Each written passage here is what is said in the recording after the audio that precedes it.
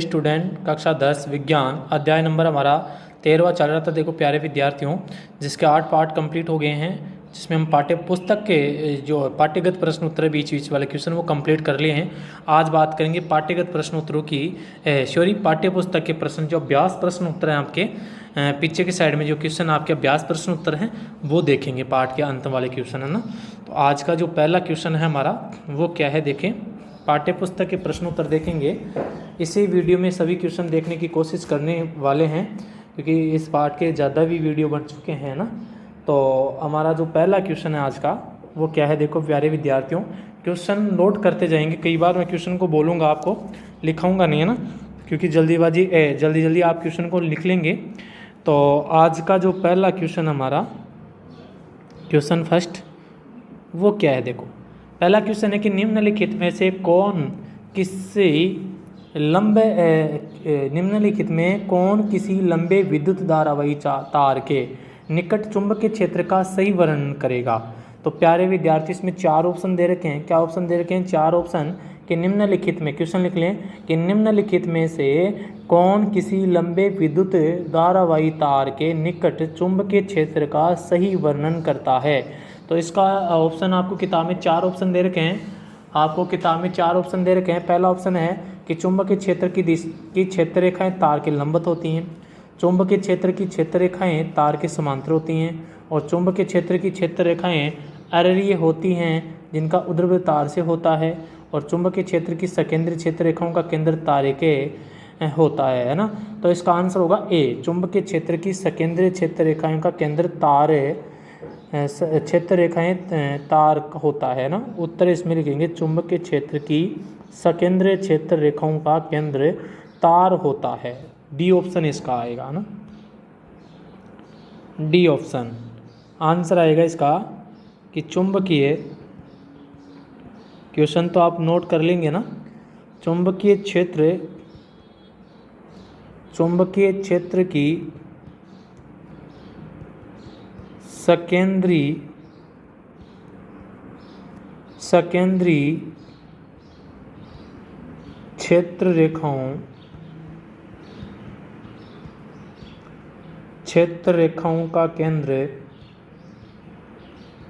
क्षेत्र रेखाओं का केंद्र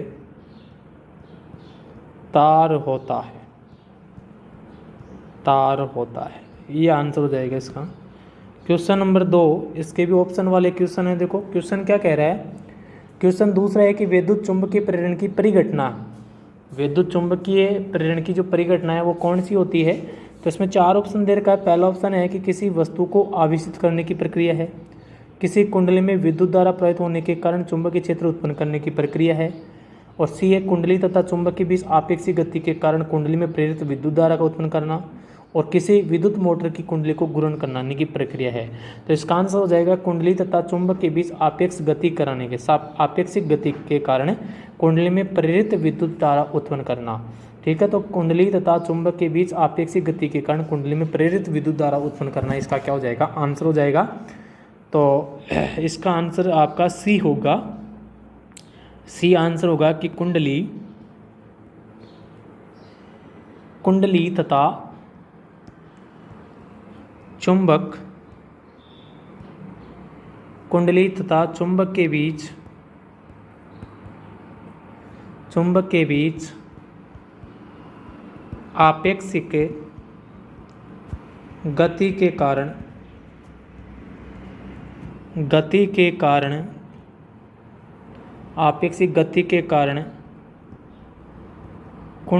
कारण कुंडली में प्रेरित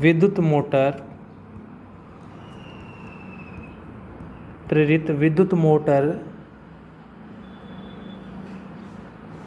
क्या लिखा, कुंडली तथा चुंबक के बीच आपेक्षिक गति के कारण कुंडली में प्रेरित विद्युत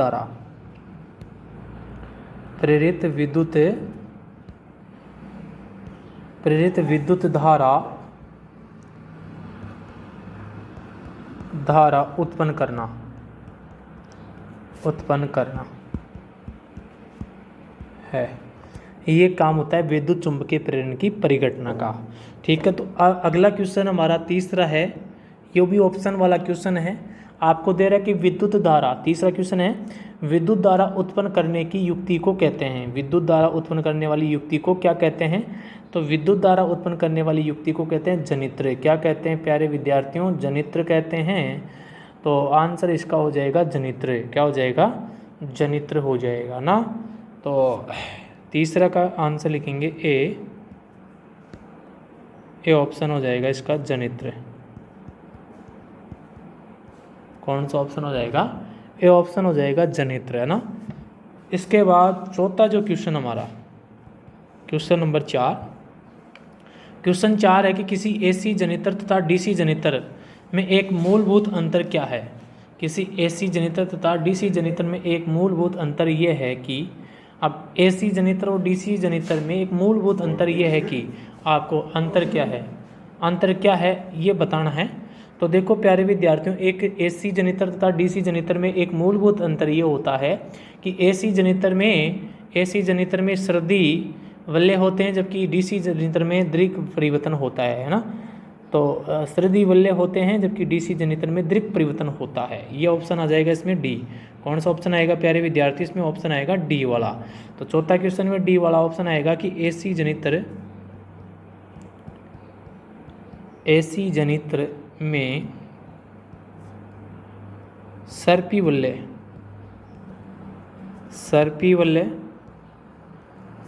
होते हैं,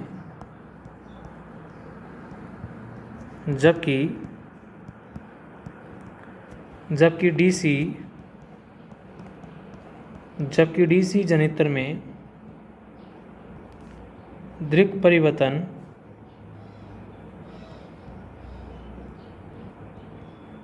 दृक परिवर्तन होता है।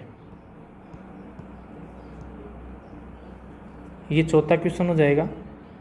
पांचवा क्वेश्चन देखो, ये भी ऑप्शन वाला क्वेश्चन है। क्या है? ऑप्शन वाला क्वेश्चन है। तो पांचवा क्वेश्चन क्या है देखो, कि निम्नलिखित कथनों में कौन सत्य है तथा कौन असत्य है, इसे प्रकथन के सामने अंकित कीजिए। आपको सत्य और असत्य बताना है। तो पहला जो है आपका, इसके सामने लिखना है सत्य और असत्य। इसका पहला क्वेश्चन ये है कि विद्युत मोटर यांत्रिक ऊर्जा को विद्युत ऊर्जा में रूपांतरित करती है। पहला क्वेश्चन है छठे का पहला, कि विद्युत मोटर, लिख लें कि विद्युत मोटर यांत्रिक ऊर्जा को विद्युत ऊर्जा में रूपांतरित करता है। ये बात असत्य है विद्यार्थियों। क्या है इसकी? असत्य है। तो इसके सामने लिखेंगे असत्य। ठीक है। और बी जो लिख रखी है वो है कि विद्युत जनित्र विद्युत चुंबकीय प्रेरण के सिद्धांत पर कार्य करता है। प्यारे विद्यार्थियों, सही बात है कि विद्युत जनित्र है वो विद्युत चुंबकीय प्रेरण के सिद्धांत पर कार्य करता है। तो दूसरा बात ये सत्य है। क्या है? सत्य है। ठीक है प्यारे विद्यार्थियों। इसके बाद में जो अगली बात है आपकी सी दे रखा आपको। सी क्या दे रखा है देखो, सी आपको दे रखा है कि किसी लंबी वृत्ताकार विद्युत धारावाही कुंडली के केंद्र पर चुंबकीय क्षेत्र समांतर सीधी रेखाएं होती हैं। वेरी गुड, अच्छी बात है, ये भी सही बात है। किसी लंबी वृत्ताकार विद्युत धारावाही कुंडली के केंद्र पर चुंबकीय क्षेत्र समांतर सीधी रेखाएं होती हैं। तो ये बात भी आपकी सत्य है। क्या है? सत्य है। और डी जो आपका ऑप्शन है वो कह रहा है किसी हरे विद्युत रोधन वाला तार प्राय विद्युमन्य तार होता है। नहीं विद्यार्थियों, हरे विद्युत रोधन वाला तार विद्युमन्य नहीं होता, ये तो ब्लैक वाला होता है ना। तो हरे वाला नहीं होता, हरे वाला तो कौन सा भूसंपर्क तार हो जाएगा ना। तो हरे विद्युत रोधन तार आपका विद्युमन्य तार नहीं होगा। तो ये बात हो जाएगी असत्य हो जाएगी। कौन सी आ जाएगी? असत्य। तो ये आप कर सकते हैं ना आराम से। तो ये पांचवा क्वेश्चन था, छठवां क्वेश्चन था ये, है ना। छठवां क्वेश्चन था, पांचवा क्वेश्चन नहीं करवाया तो पांचवा क्वेश्चन देख लें। ये पांचवा क्वेश्चन था, अब छठवां था, अब पांचवा देखेंगे। पांचवा क्वेश्चन था कि लघु पतन के समय परिपथ में विद्युत धारा का मान। ऑप्शन दे रखे इसके कि लघु पतन के समय, पहले क्वेश्चन लिख लें कि लघु पतन के समय परिपथ में विद्युत धारा का मान। अब देखो ए ऑप्शन दे रखा है कि बहुत कम हो जाता है, दूसरा ऑप्शन दे रखा है कि परिवर्तन नहीं होता है, तीसरा है कि बहुत अधिक बढ़ जाता है, और चौथा है कि निरंतर परिवर्तन होता रहता है। तो प्यारे विद्यार्थियों, लघु पतन के समय परिपथ में विद्युत धारा का मान बहुत अधिक बढ़ जाता है। तो इसका ऑप्शन आएगा इसमें सी। 5 में कौन सा आएगा? सी आएगा कि बहुत अधिक बढ़ जाता है। बहुत अधिक बहुत अधिक बढ़ जाता है।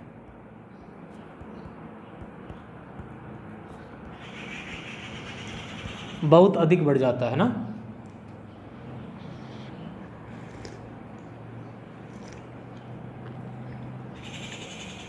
यह आपका पांचवा छठा करवाई दिया क्वेश्चन।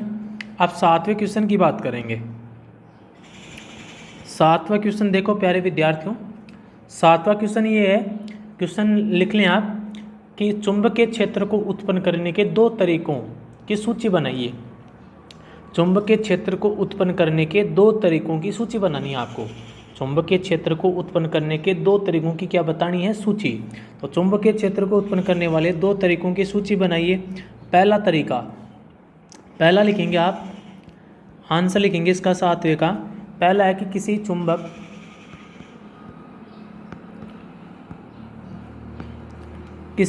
द्वारा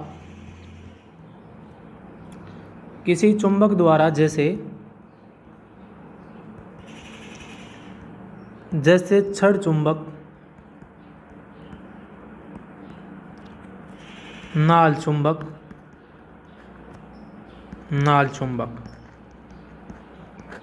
आदि। तो पहला है कि किसी चुंबक द्वारा, जैसे छड़ चुंबक और नाल चुंबक द्वारा आप क्या कर सकते हैं, चुंबकीय क्षेत्र उत्पन्न कर सकते हो। दूसरा इसका ऑप्शन है किसी विद्युत धारावाही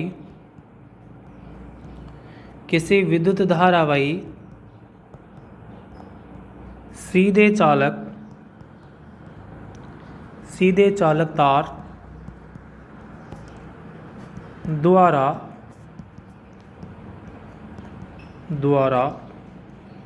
विद्युत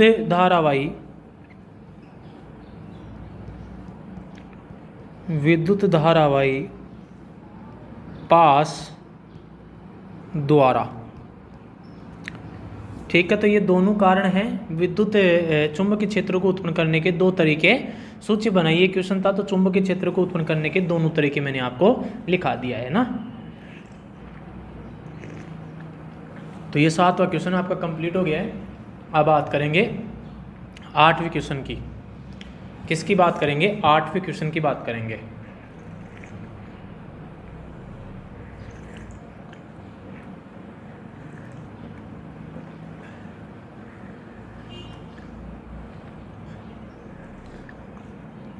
तो देखो आठवां क्वेश्चन क्या है, क्वेश्चन नंबर 8। क्वेश्चन नंबर 8 है, क्वेश्चन को मैं लिखा रहा हूँ, क्वेश्चन आप नोट करते जाएंगे कि परिनालिका चुंबकीय भांति कैसे व्यवहार करती है। परिनालिका चुंबकीय भांति कैसे व्यवहार करती है। क्या आप किसी छड़ चुंबक की सहायता से किसी विद्युत धारावाही परिनालिका के उत्तर ध्रुव तथा दक्षिण ध्रुव का निर्धारण कर सकते हैं। ये क्वेश्चन आपका कि परिनालिका चुंबकीय भांति कैसे व्यवहार करती है। क्या आप किसी छड़ चुंबक की सहायता से किसी विद्युत धारावाही परिनालिका के उत्तर ध्रुव तथा दक्षिण ध्रुव का निर्धारण कर सकते हैं। तो देखो आप इसका आंसर लिखेंगे,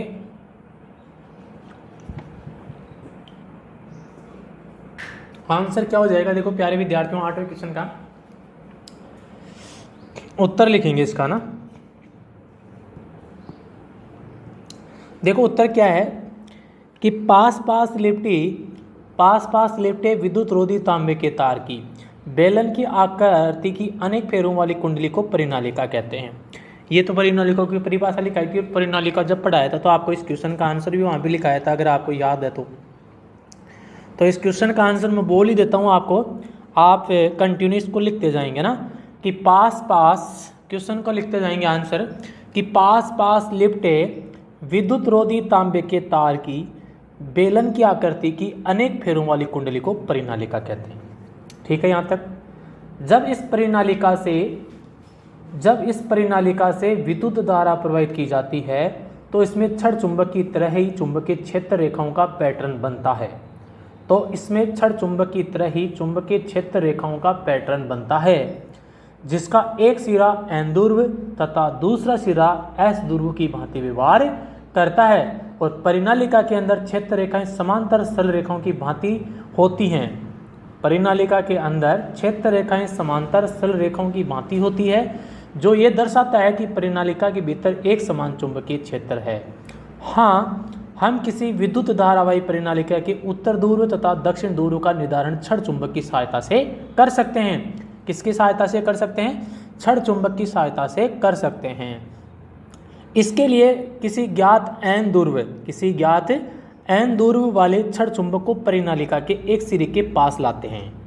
यदि प्रतिकर्षण हुआ तो सिरा n ध्रुव होगा और यदि आकर्षण हुआ तो s ध्रुव होगा। इस प्रकार परिनालिका के एक दूसरे सिरे के ध्रुव ज्ञात किए जा सकते हैं, क्योंकि समान ध्रुव के बीच प्रतिकर्षण होता है और असमान ध्रुव के बीच में आकर्षण होता है। तो प्यारे विद्यार्थियों, ये इस क्वेश्चन का आंसर था। क्वेश्चन हमारा ये था कि परिनालिका चुंबक की भांति कैसे व्यवहार करती है। क्या आप किसी छड़ चुंबक की सहायता से किसी विद्युत धारावाही परिनालिका के उत्तर ध्रुव तथा दक्षिण ध्रुव का निर्धारण कर सकते हैं? तो इसका आंसर हमने लिखा कि पास पास लिपटे। अब देखो दोबारा से आप देख लें अपनी कॉपी में कि क्या आपने सही आंसर लिखा है क्या इसका। तो आप इसका आंसर देखते चलेंगे। मैं बोल रहा हूँ दोबारा से कि पास पास लिपटे विद्युत रोधी तांबे के तार की बेलन की आकृति की अनेक फेरों वाली कुंडली को परिनालिका कहते हैं। जब इस परिनालिका से विद्युत धारा प्रवाहित की जाती है, यानी कि इसमें से गुजारी जाती है, तो इसमें एक छड़ चुंबक की तरह चुंबकीय क्षेत्र रेखाओं का क्या बन जाता है? एक पैटर्न बन जाता है, जिसका एक सिरा तो n ध्रुव होगा और दूसरा सिरा होगा ना वो s ध्रुव होगा।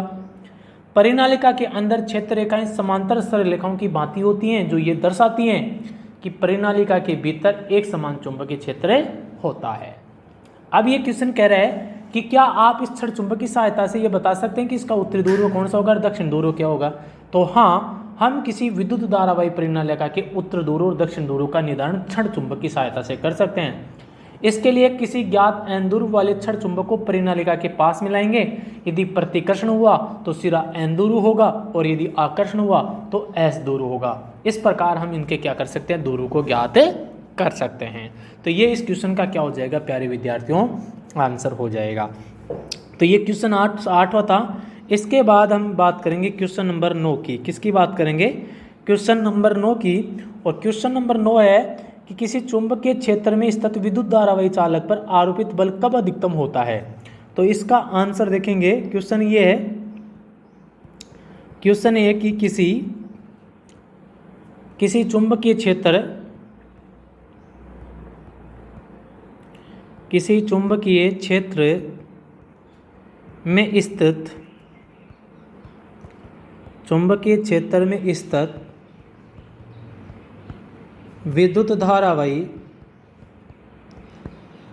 धारावाही चालक पर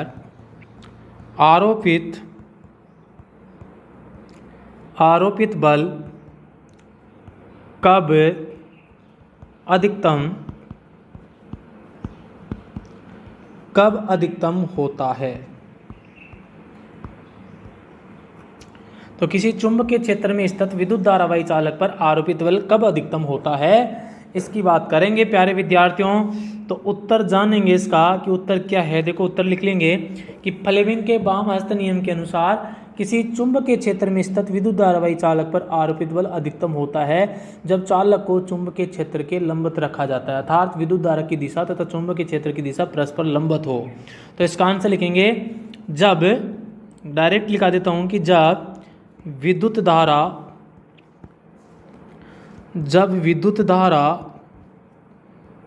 की दिशा तथा चुंबकीय क्षेत्र की दिशा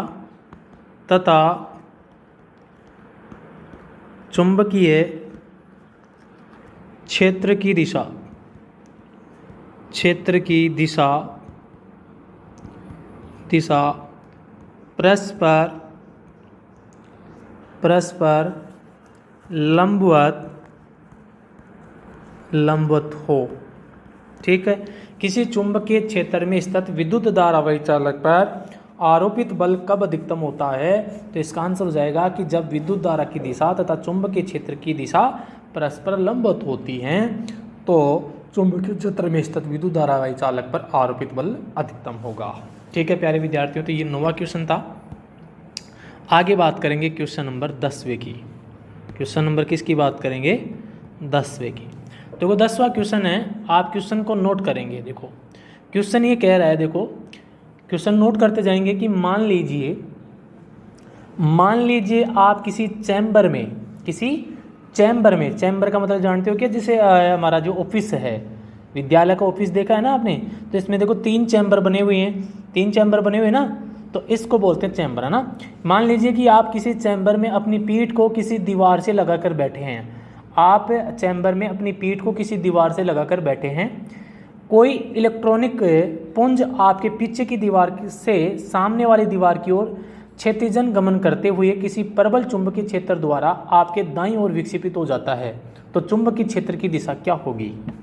क्वेश्चन नोट कर लीजिए आप किताब में देख कर 10वां क्वेश्चन, कि मान लीजिए आप किसी चैम्बर में अपनी पीठ को किसी एक दीवार से लगाकर बैठे हैं। कोई इलेक्ट्रॉनिक पुंज आपके पीछे की दीवार से सामने वाली दीवार की ओर क्षैतिजन गमन करते हुए किसी प्रबल चुंबकीय क्षेत्र द्वारा आपके दाईं ओर विक्षेपित हो जाता है, तो चुंबकीय क्षेत्र की दिशा क्या होगी?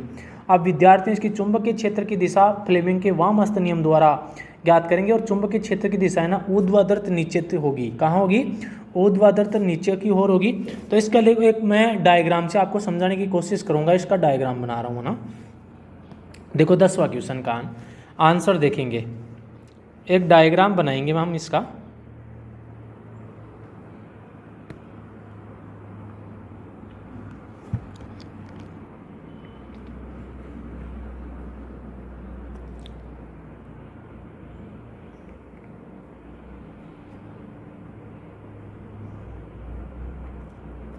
आप देखो विद्यार्थियों, ये इलेक्ट्रॉनिक कोई है जो विक्षेपित होता है, माइनस आवेश होता है। इलेक्ट्रॉन पुंज की दिशा, ये इलेक्ट्रॉन पुंज की दिशा है। यह आपकी सामने की दीवार है। कौन सी दीवार है? सामने की दीवार। ठीक है, जहाँ पे आप बैठे हो। और ये पीछे की दीवार है, इधर ये पीछे की दीवार है।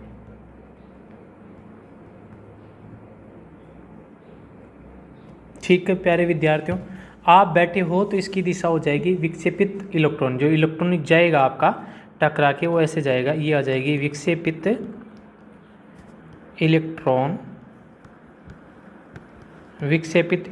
पुंज इधर से, ये इसकी दिशा हो जाएगी। ठीक है प्यारे विद्यार्थियों, ये इलेक्ट्रॉनिक पुंज की दिशा हो जाएगी E-।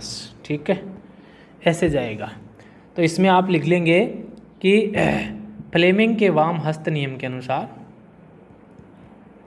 फ्लेमिंग के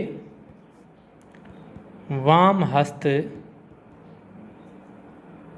नियम द्वारा चुंबकीय क्षेत्र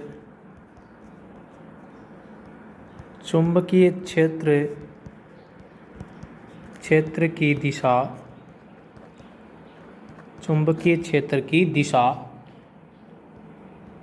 ऊर्ध्वाधर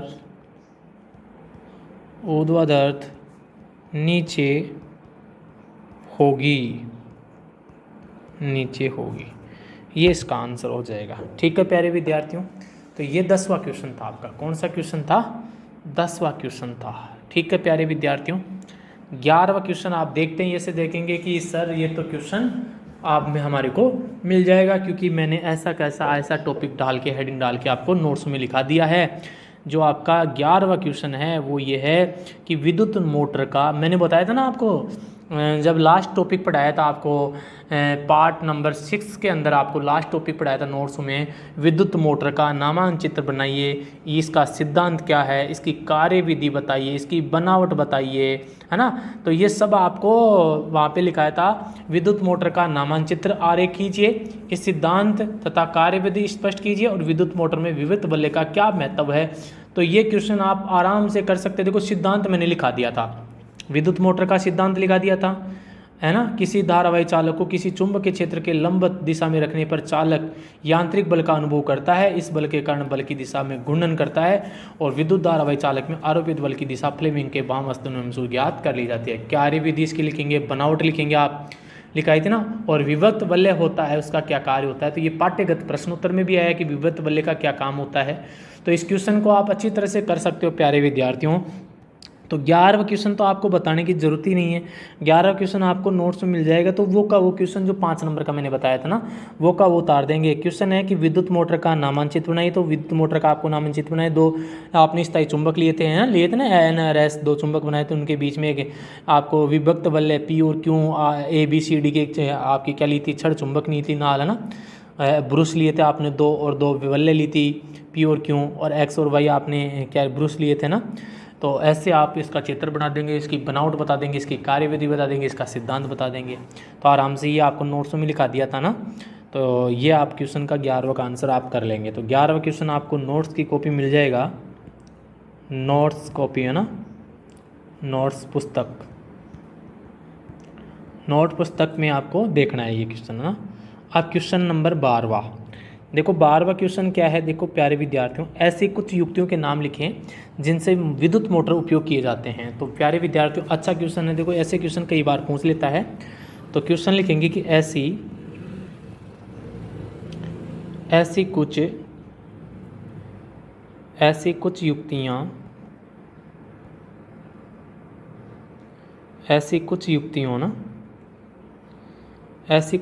के नाम लिखिए, ऐसी कुछ युक्तियों के नाम लिखें जिनमें विद्युत मोटर उपयोग किए जाते हैं।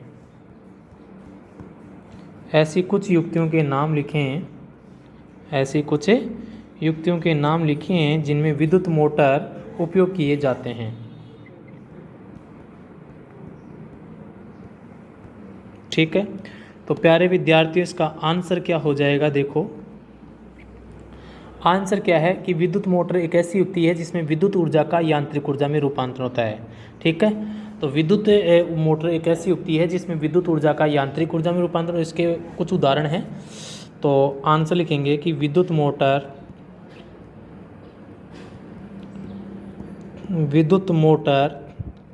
एक ऐसी युक्ति है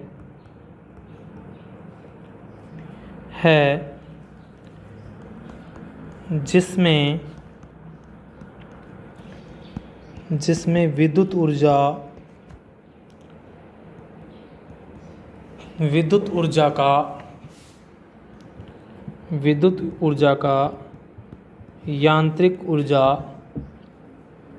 का यांत्रिक ऊर्जा में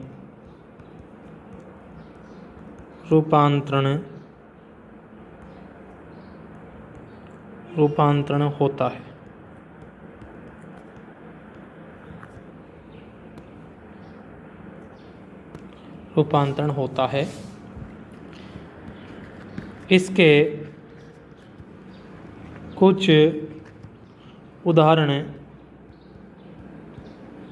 कुछ उदाहरण निम्न हैं। पहला तो विद्युत पंखे, दूसरा एसी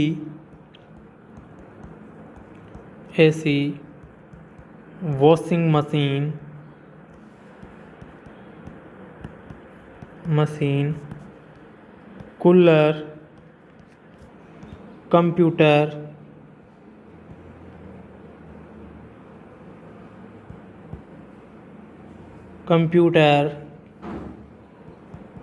जल पंप, गेहूं पीसने वाली मोटर या चक्की बोल सकते हो, गेहूं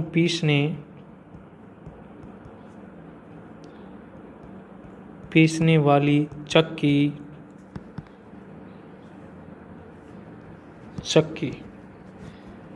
आदि ये क्या हैं, विद्युत मोटर के उपयोग किए जाते हैं। तो ऐसी युक्तियों के नाम लिखिए जिनमें विद्युत मोटर का उपयोग किया जाता है।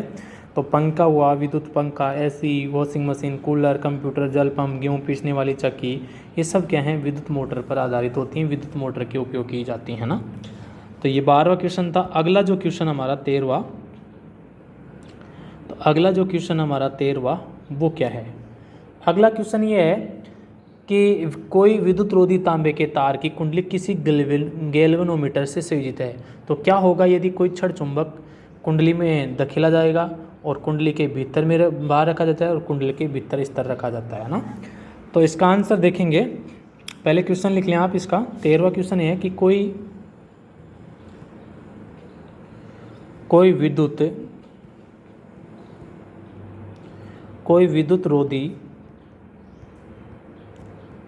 कोई विद्युत रोधी तांबे के तार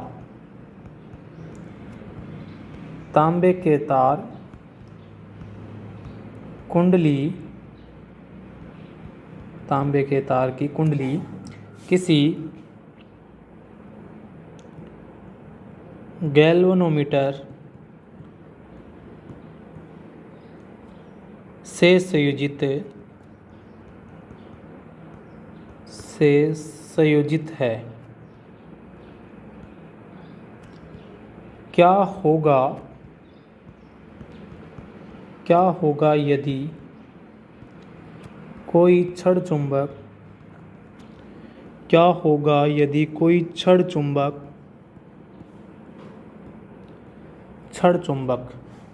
चुंबक पहला इसका है 1 नंबर, वह कुंडली में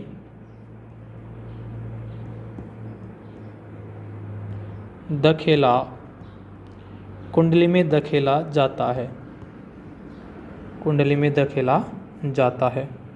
क्या होगा जब कुंडली में धकेला जाता है। तो आंसर लिखेंगे इसका, पहले का आंसर लिखा देता हूँ, उत्तर है। पहले का आंसर लिखेंगे कि कुंडली में प्रेरित धारा उत्पन्न होता है जिसके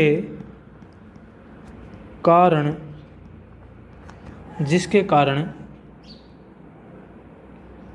गैल्वेनोमीटर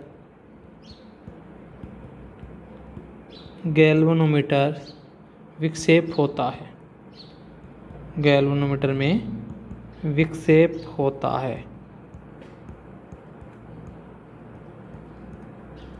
ठीक है। दूसरा जो इसका दूसरा क्वेश्चन है कि कुंडली के भीतर से बाहर खींचा जाता है। कुंडली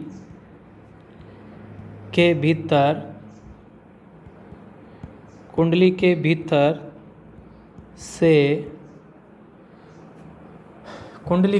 से बाहर खींचा जाता है। कुंडली के भीतर से बाहर खींचा जाता है। तो आंसर क्या होगा। आंसर इसका ये होगा कि प्रेरित धारा उत्पन्न होगी और गैल्वेनोमीटर में विक्षेप प्रदर्शित होगा, परंतु विक्षेप की दिशा पहले के क्या होगी, विपरीत होगी। तो आंसर लिखेंगे प्रेरित धारा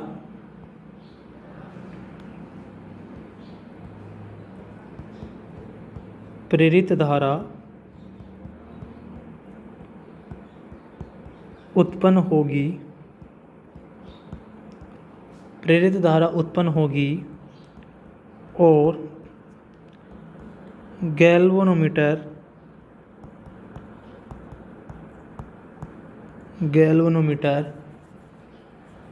में विक्षेप प्रदर्शित होगा, विक्षेप उत्पन्न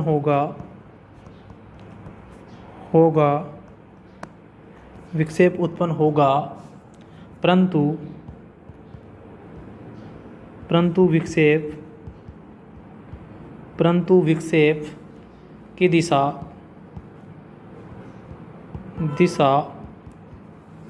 पहले के विपरीत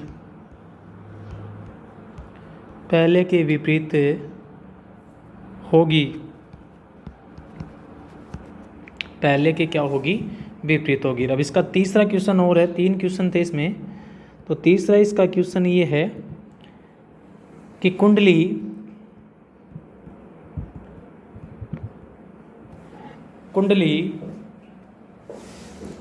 के भीतर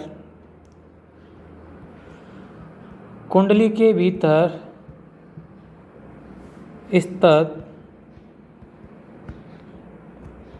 रखा जाता है।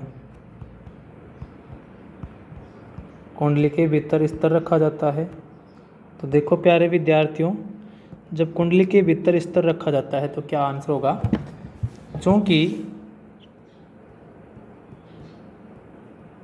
चूंकि चुंबक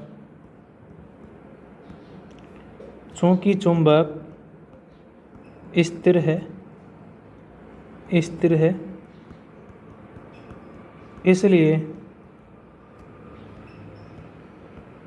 कोई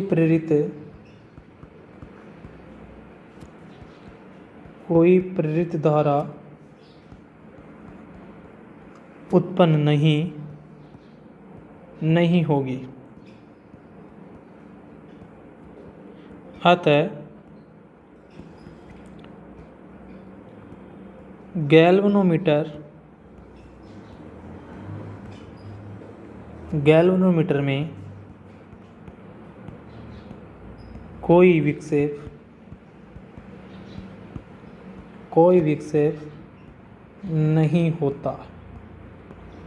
नहीं होती है। ठीक है, तो ये क्वेश्चन आपका 13वां कंप्लीट हो गया है। अब बात करते हैं प्यारे विद्यार्थियों, अगला जो क्वेश्चन है हमारा, वो क्वेश्चन कौन सा है? देखो, तो अगला जो क्वेश्चन हमारा ये है क्वेश्चन नंबर 14। वो क्या है? देखो, अगला क्वेश्चन है कि 2 वृत्ताकार कुंडली ए तथा बी एक दूसरे के निकट स्थित हैं। यदि कुंडली ए में विद्युत धारा में कोई परिवर्तन करें, तो क्या कुंडली बी में भी कोई विद्युत धारा प्रवाहित होगी? कारण लिखें। क्वेश्चन को आप नोट कर लेंगे पाठ्य पुस्तक में से देखकर कि 2 वृत्ताकार कुंडली ए तथा बी एक दूसरे के निकट स्थित हैं। क्वेश्चन क्या है कि 2 वृत्ताकार कुंडली ए तथा बी एक दूसरे के निकट स्थित हैं। यदि कुंडली ए में विद्युत धारा में कोई परिवर्तन करें तो क्या कुंडली बी में कोई विद्युत धारा प्रेरित होगी? कारण लिखें। तो आंसर देखें प्यारे विद्यार्थियों, तो याद रखें, यदि कोई कुंडली ए और बी 2 कुंडली पास पास में रखी हैं और ए कुंडली में अगर कोई परिवर्तन कर रहे हैं तो बी में भी क्या होगा? धारा प्रेरित होगी। ये बिल्कुल सही बात है। तो आप लिखेंगे हाँ, आंसर लिखेंगे इसका, हाँ आंसर लिखेंगे इसका, आंसर लिखा रहा हूँ मैं ना, आंसर लिखेंगे हाँ, कुंडली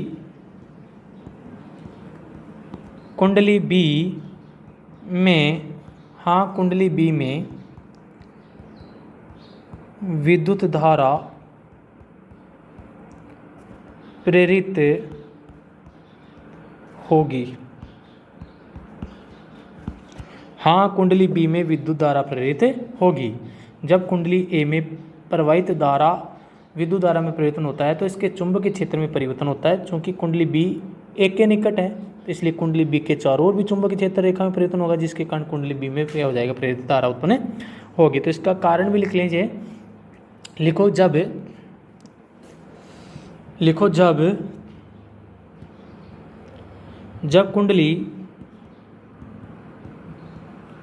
जब कुंडली ए में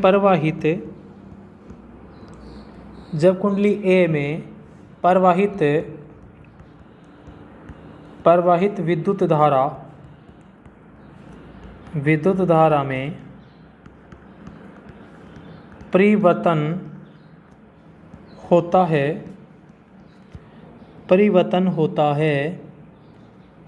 होता है तो इसके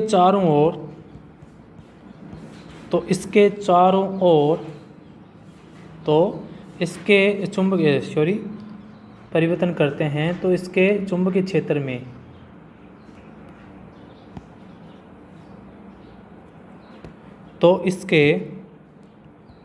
चुंबकीय क्षेत्र में भी परिवर्तन होता है। अतः कुंडली बी कुंडली ए के निकट है, इसलिए कुंडली बी के चारों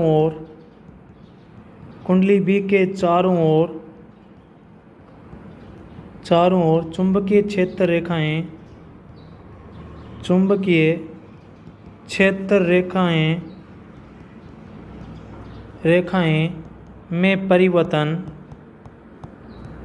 में परिवर्तन होता है, जिसके कारण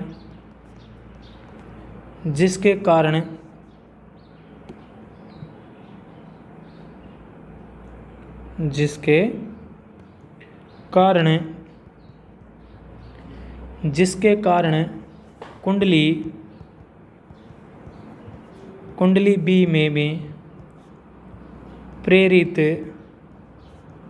धारा उत्पन्न होती है। तो ये क्वेश्चन आपका कंप्लीट है। इसके बाद अगला क्वेश्चन देखेंगे प्यारे विद्यार्थियों, क्वेश्चन नंबर 15 ये है, ध्यान से देखेंगे। देखो 15 क्वेश्चन में आपको 3 क्वेश्चन दे रखे हैं ना, और 16 क्वेश्चन आपको दे रखे हैं नामांचित्र आरेख खींचकर विद्युत जनित्र का मूल सिद्धांत तथा कार्यविधि तथा इनके ब्रुश का क्या कार्य है, तो ये लिख देंगे। तो देखो विद्युत जनित्र मैंने पढ़ा दिया आपको, विद्युत जनित्र आपको पढ़ाया था, विद्युत जनित्र का चित्र बनाया था, मूल सिद्धांत इसके बता दिए था, कार्यविधि आपको बताई थी कि इसकी ABCD एक चुंबकीय होती है। आप पहले तो इसको घुमाते हो ABCD दिशा में, फिर DECD में दिखाते हो। तो एक बार तो धारा B1 से B2 की ओर होती है, दोबारा B2 से B1 की ओर होती है, लिखा था ना ब्रुश के कार्य। तो ये आप लिख देंगे भाई आराम से। ये तो 16 क्वेश्चन तो आप कर सकते हो, 16 क्वेश्चन आप कर सकते हो ना आराम से, 16 क्वेश्चन तो आप कर लेंगे। ये क्वेश्चन तो आपको नोट्स में लिखा था, बड़ा सारा क्वेश्चन है, 5 नंबर का क्वेश्चन है ना। और जो आपका 15वां क्वेश्चन है, 15 क्वेश्चन ये है कि निम्नलिखित दिशा को निर्धारित करने वाले नियम लिखें। तो किसी विद्युत धारावाही सीधे चालक के चारों उत्पन्न चुंबकीय क्षेत्र और किसी चुंबकीय क्षेत्र में क्षेत्र के लंबवत स्थित विद्युत धारा सीधे चालक में आरोपित बल, और किसी चुंबकीय क्षेत्र में किसी कुंडली के घूर्णन करने वाले उस कुंडली में उत्पन्न प्रेरित विद्युत धारा। तो ये 3 क्वेश्चन दे रखे हैं, 15वां क्वेश्चन का 3 क्वेश्चन दे रखे हैं प्यारे विद्यार्थियों। तो क्वेश्चन मैंने लिखा दिया, निम्नलिखित की दिशा को निर्धारित करने वाले नियम लिखें। ठीक है प्यारे विद्यार्थियों, पहला क्वेश्चन है इसमें 15वां का पहला, किसी विद्युत धारावाही सीधे चालक के चारों ओर उत्पन्न चुंबकीय क्षेत्र। तो प्यारे विद्यार्थियों इसका आंसर आप नोट करें। जो 15वां क्वेश्चन है इसका पहला क्वेश्चन है आपका, इसका आंसर क्या है देखो प्यारे विद्यार्थियों। तो किसी विद्युत धारावाही सीधे चालक के चारों उत्पन्न चुंबकीय क्षेत्र की दिशा निर्धारित करने के लिए हम दक्षिण हस्त अंगूठे का नियम का प्रयोग किया जाता है, जो इस प्रकार है कि किसी, तो ये नियम आप बता ही देंगे, तो मैं तो इतना ही बता देता हूँ कि ये जो पहला क्वेश्चन है कि किसी विद्युत धारावाही सीधे चालक के चारों उत्पन्न चुंबकीय क्षेत्र है ना, वो कौन से नियम से ज्ञात करेंगे, दक्षिण हस्त के नियम से, अंगुष्ठ के नियम से ज्ञात करेंगे। तो इसमें जो नियम आ जाएगा, पहले में आएगा दक्षिण हस्त अंगुष्ठ नियम। तो कौन से नियम से ज्ञात कर सकते हैं, दक्षिण हस्त अंगुष्ठ नियम से ज्ञात कर सकते हैं। अब वो नियम क्या है, वो नियम भी आप इसमें बताएंगे। ठीक है प्यारे विद्यार्थियों, तो इसमें आपको नियम बताना है, नियम के बारे में बताना है। तो पहला क्वेश्चन है कि किसी धारावाही सीधे चालक के चारों उत्पन्न चुंबकीय क्षेत्र की दिशा दक्षिण हस्त अंगुष्ठ नियम से ज्ञात कर सकते हैं। तो ये नियम क्या है, वो नियम आप बता देंगे। दूसरा क्वेश्चन इसमें यह है कि किसी चुंबकीय क्षेत्र में क्षेत्र के लंबवत स्थित विद्युत धारावाही सीधे चालक पर आरोपित बल। तो आरोपित बल का मान किससे ज्ञात कर सकते हैं, फ्लेमिंग के वाम हस्त के नियम के अनुसार ज्ञात सकते हैं। तो इसमें कौन से नियम से ज्ञात कर सकते हैं, फ्लेमिंग के वाम हस्त नियम से, वाम हस्त नियम द्वारा। तो वो नियम क्या है वो लिख देंगे, फ्लेमिंग का वाम हस्त नियम आएगा इसमें। और तीसरा जो क्वेश्चन है इसका, तीसरा क्वेश्चन ये है कि किसी चुंबकीय क्षेत्र में किसी कुंडली के घूर्णन करने पर उस कुंडली में उत्पन्न प्रेरित विद्युत धारा की दिशा किससे ज्ञात कर सकते हैं? तो ये ज्ञात कर सकते हैं फ्लेमिंग के दक्षिण हस्त के नियम के द्वारा, फ्लेमिंग के दक्षिण हस्त के नियम के द्वारा। और इसका आंसर आप फ्लेमिंग का दक्षिण हस्त का नियम आपको लिखा हुआ है तो फ्लेमिंग का दक्षिण हस्त का नियम लिख देंगे तो आ जाएगा इसका आंसर फ्लेमिंग के दक्षिण हस्त नियम आ जाएगा। तो फ्लेमिंग के दक्षिण हस्त नियम से आप इसका आंसर बता सकते हो। 16 क्वेश्चन मैंने बता दिया कि नामांकन चित्र बनाकर विद्युत जनित्र का मूल सिद्धांत, कार्यविधि और इनके ब्रुश का क्या कार्य है तो ये बता देंगे आप। ये नोट्स में आपको लिखा दिया गया है ना। अब 2 क्वेश्चन और रह गए। तो 17वां क्वेश्चन तुम्हारा क्या है? देखो क्वेश्चन नंबर 17वां वो तो ये है कि किसी विद्युत परिपथ में लघु पतन कब होता है? तो किसी विद्युत परिपथ में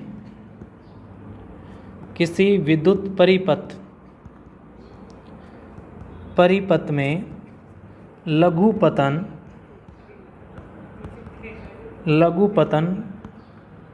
कब होता है? तो आंसर जाने विद्यार्थियों कि किसी विद्युत परिपथ में लघु पतन कब होता है। तो देखो जब विद्युमन्य तार तथा उदासीन तार सीधे संपर्क में आ जाते हैं तब विद्युत परिपथ में क्या होता है? अधिक विद्युत धारा हो जाती है और लघु पतन हो जाता है। तो याद रखेंगे कि जब विद्युमन्य तार और उदासीन तार दोनों सीधे संपर्क में आते हैं तो लघु पतन हो जाता है। तो आंसर लिखेंगे कि जब विद्युमन्य तार तथा उदासीन तार सीधे संपर्क में आ जाते हैं, सीधे संपर्क में आ जाते हैं तब विद्युत परिपथ में अचानक विद्युत धारा,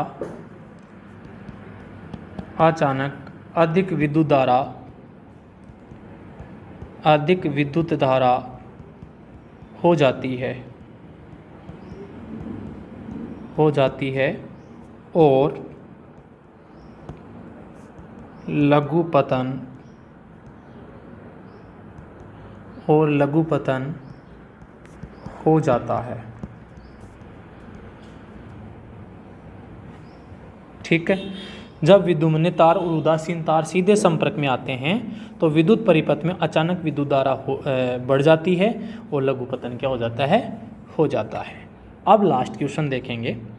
हमारा जो आज का लास्ट क्वेश्चन है वो ये प्यारे विद्यार्थियों 18 क्वेश्चन कि भूसंपर्क तार का क्या कार्य है? धातु के आवरण वाले विद्युत सांद्रितों का भूसंपर्क करना क्यों आवश्यक है? तो क्वेश्चन हमारा ये है कि भूसंपर्क तार का क्या कार्य है? ठीक है। और है कि धातु के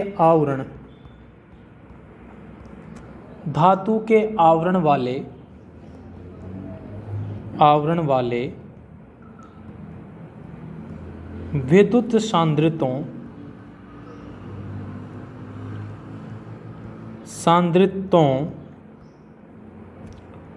को भूसंपर्क करना क्यों आवश्यक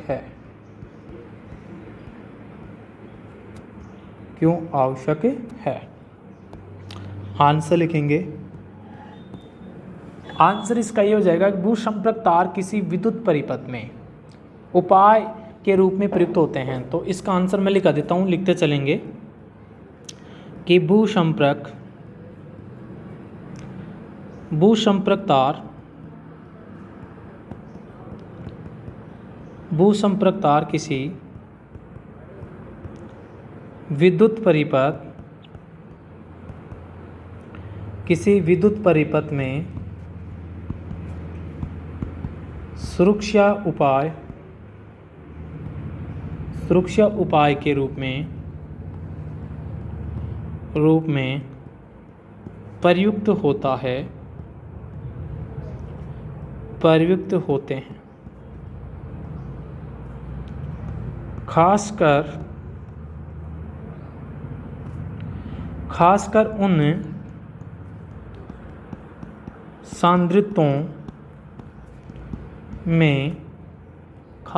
उन सांद्रितों में जिनका आवरण धात्विक होता है,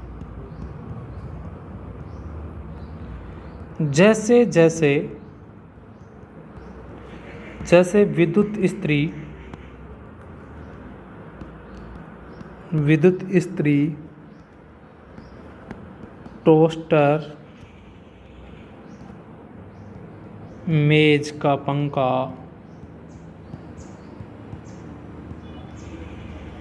रेफ्रिजरेटर,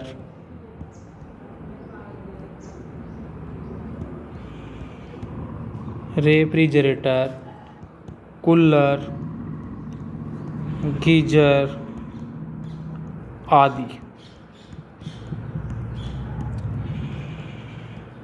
धातु के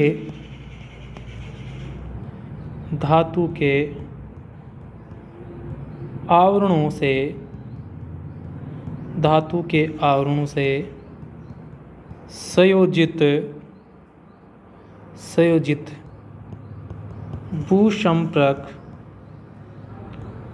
तार विद्युत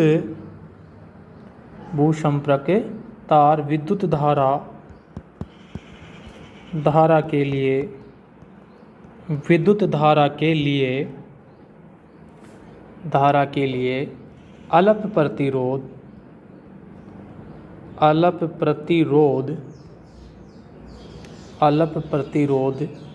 का चालन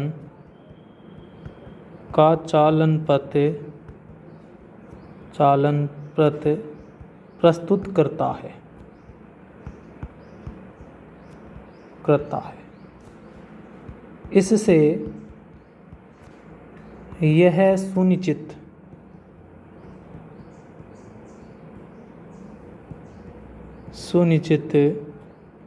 हो जाता है कि सांद्रित्र के धात्विक आवरण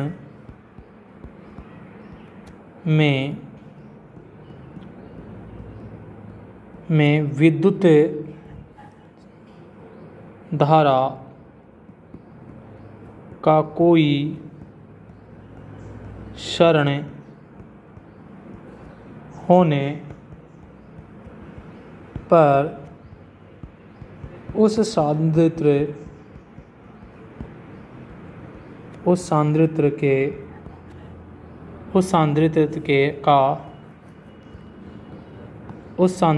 का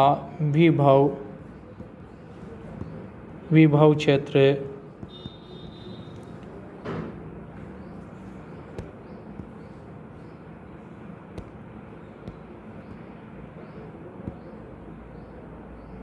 सांद्रित्र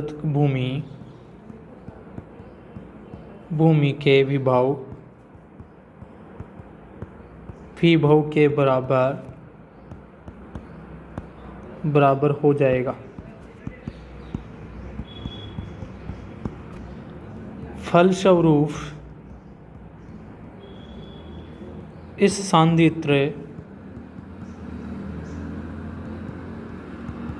सांद्रित्र को उपयोग करने वाला व्यक्ति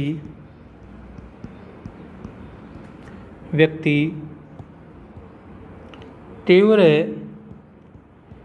तीव्र विद्युत आघात से सुरक्षित बचा रहता है। ठीक है प्यारे विद्यार्थियों, तो ये इस क्वेश्चन का क्या हो जाएगा, आंसर हो जाएगा। तो ये क्वेश्चन हमारे कंप्लीट हो गए हैं। तो देखो विद्यार्थियों, 13वां जो चैप्टर था हमारा, उसके भी पाठ्यगत प्रश्न उत्तर पाठ्य पुस्तक दोनों क्वेश्चन हमने कर लिए हैं। ठीक है प्यारे विद्यार्थियों, तो हमने ये चीज़ें पार्ट नंबर देखो 13वां का कंप्लीटेड चीज़ें, नोट्स वगैरह और प्रश्न उत्तर वगैरह, ये सब चीज़ें देख लिए हैं ना। तो ये जो आपका ऑनलाइन स्टडी का जो कोर्स था ये शायद कंप्लीट हो चुका है विज्ञान का। तो क्लास 10 का विज्ञान का कंप्लीट हो गया। देखो 2 लेसन हैं, 6वां और 7वां लेसन है, बीच में आपने छोड़े थे। तो ये दोनों लेसनों के वीडियो आप बनाए हुए हैं, तो ये दोनों लेसनों के वीडियो भी आपको प्राप्त हो जाएंगे। बाकी जो 14 लेसन है मैंने कंप्लीट करवा दिए हैं। देखो 14 लेसन के नोट्स तो मैंने सभी के क्वेश्चन के सभी के तो लिखा दिए हैं, और जो क्वेश्चन आंसर हैं, कई चैप्टर के क्वेश्चन आंसर मैंने करवा दिए। ज़्यादातर जो लेसन है उनके क्वेश्चन आंसर मैंने करवा दिए हैं। अब जो भी लेसन रह गया, कोई लेसन ऐसा है जिसके क्वेश्चन मैंने नहीं करवाए हैं, नोट्स तो सभी के लिखाए हैं मैंने। 14 जो लेसन मेरे हाथ से पढ़ाए हुए हैं उन्हें के मैंने क्वेश्चन के जो नोट्स हैं वो तो मैंने कंप्लीट करवा दिए हैं आपको। ठीक है प्यारे विद्यार्थियों, अब उससे संबंधित जो क्वेश्चन थे, तो क्वेश्चन कई चैप्टरों के मैंने करवाए नहीं है ना। तो आप मुझे बताएंगे कमेंट करके कि कौन सा जो चैप्टर है जिसके क्वेश्चन हमने नहीं करवाए हैं, तो वो क्वेश्चन हम कर लेंगे। भाई कौन से जो चैप्टर हैं उनके क्वेश्चन हमने नहीं करवाए हैं, तो उन चैप्टरों के क्वेश्चन आंसर हम कर लेंगे। नोट्स तो सभी क्वेश्चन जो चैप्टर जो 14 चैप्टर थे, उन 14 चैप्टरों के नोट्स तो हमने कंप्लीट कर लिए हैं। अब क्वेश्चन जो कौन से चैप्टर के बच गए हैं वो आप बता देंगे कमेंट करके कि भाई सर ये जो चैप्टर हैं, ये जो चैप्टर हैं भाई, 5वां है, तीसरा है, दूसरा है, 15वां है, कौन से चैप्टर हैं इनके क्वेश्चन आपने नहीं करवाए हैं, तो वो क्वेश्चन आपको करवा दिए जाएंगे। ठीक है विद्यार्थियों, धन्यवाद विद्यार्थियों।